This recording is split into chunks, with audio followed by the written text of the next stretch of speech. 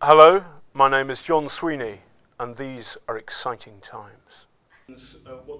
Investigative reporter John Sweeney came to Liverpool John Moores University this week to talk to students about his long and successful career. The BBC journalist spoke about the most compelling aspects of his work with Panorama, from Scientology and Vladimir Putin to his controversial undercover report inside North Korea.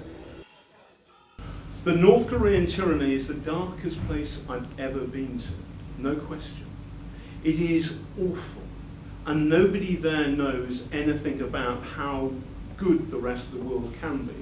That was how After speaking to the students, we sat down with Mr. Sweeney to talk about the highlights and difficulties during his time at the BBC. Okay, John, welcome back to Liverpool, a city with many connections for you, for family reasons as well. Yeah, my mum was from Liverpool, my dad's from Birkenhead, and when he was alive he supported Tranmere Rovers, and when he died I thought I've got to support him. And my son supports Tranmere Rovers too, and was working in a special school in South London, and they said, "Which team do you support, sir?" "Chelsea, Chelsea, Chelsea." And it was Sam's first day, and he said, "I support Tranmere Rovers. Do you have a problem with that?" And then he became Hey Tranmere and all of that. But no, it's Liverpool is a great city, and it's always fun to be here. You've had a very illustrious career. Some would say you're best known for your outburst with Tommy Davis with your coverage of Scientology back in 2007. Looking back on that outburst now and what's happened in your career since, would you say that was a good or a bad thing?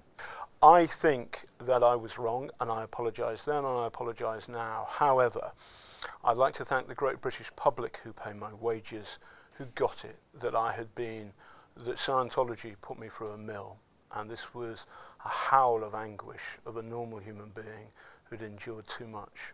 There is something, I think, dark about this thing that calls itself a church. And although I'm sorry I lost my temper with them, and I shouldn't have done so, it also tells you something about the Church of Scientology, and for that I make no apology. Some people would say you are a controversial figure. How does it make you feel? I'm a passionate storyteller. I'm passionate about telling stories, and the stories I want to tell are the stories powerful people do not want told. And I will get out of bed in the morning and stay out of the pub in the evening to do that. And often, when you're dealing with powerful people who do not want journalistic scrutiny, they will try and block you, as Scientology tried to do, or the North Korean tyranny tries to do to everybody. And so to try and get there and tell the story on behalf, give a voice to the voiceless, that can cause trouble. Now, the problem is I don't embrace trouble, I don't want it, but at the same time it comes with the territory. Trouble kind of ends up being a business. Last year you embarked on an undercover report in North Korea. Now, it wasn't without controversy, but it certainly was an eye-opening experience for you, and I'm sure for everybody else. Yeah, I mean, there is a big dispute about the making of the film. I don't think there's a problem with the film itself. The difficulty, I think, is that there is a dispute about the facts about what happened. But essentially, we believe that everybody who came on the trip paid £3,000. They all knew John Sweeney was going. Who's John Sweeney? They knew a journalist was going. But essentially, the North Korean tyranny says no journalists are allowed unless under particular supervision. And we broke that rule. And they came after us using their agents afterwards, and then there were the students at LSE and so forth and so on. But the problem is, if you don't have a go, then you end up doing what the tyranny wants you to do, which is to leave them alone. And this is a place which has set off 3 nuclear bombs underground, that maintains a hideous gulag where torture, cruelty and famine are constants for the poor people who suffer there.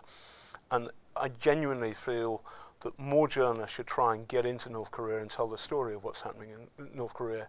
The more the better.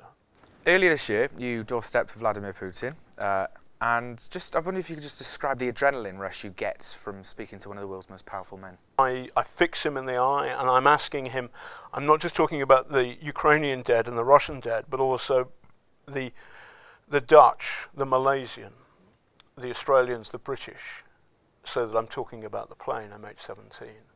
And I'm focused on the moment. I want him to answer the question. But it is intimidating, and what you can't see is that there is a wall of Kremlin muscle staring at me. And as I said, I'm not a timid man, but it did feel a bit scary. I felt proud and honoured in some way to be able to act for the people who were grieving for the loss of MH17 and the wider victims of the war in the Ukraine. Of course, most recently, in the last couple of weeks, the Panorama investigation into the fake sheikh, Mazin Mahmood, was shown on BBC One back in November. You must have been very relieved to have it finally broadcast. It was great that it came out, and I was afraid, and I was talking to Mark Lewis, who was one of the lawyers in the film, and he's the guy who blew the whistle on phone hacking. And he said the scary thing is that if you go against the News of the World, the Sun on Sunday, the Rupert Murdoch organisation, who knows what they'll dig up about you in your past. And that was frightening, and I thought about it, and I thought, I'm worried about that. What drives you as a journalist? Some sense that the world should be a fairer place, that people in power should be held under scrutiny, and that you should give a voice for people who are voiceless. Many students up and down the country will be wanting to know, what would your advice be for those looking to break into TV journalism? Try and stand up for ordinary people if they're being victimised or unfairly treated or wronged. And I don't feel, including all the heat from North Korea, I don't have nightmares about what I've done as a journalist. I have some nightmares about what I've seen, but not about what I've done, and that's good. But I feel that there are many PR people these days, but actually journalism is the pure and good thing. Telling somebody's story when they're afraid to speak, that's a magnificent thing to do, and I'm proud to have done it. Thank you for listening.